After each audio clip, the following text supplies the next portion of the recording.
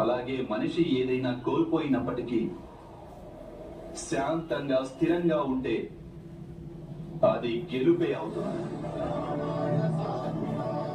సమయమే పరివర్తన తెస్తుంది సుభద్ర.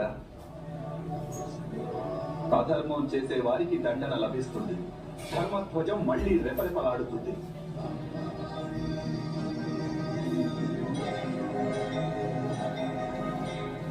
అది పరాజితులైన యోధుల ప్రస్థానం కాదు, అది పాండవుల విజయ యాత్రకు ఆరంభం. 13 సంవత్సరాల తపస్సు వారికి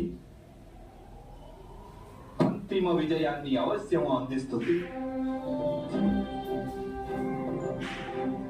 కొన్ని రోజుల తరువాత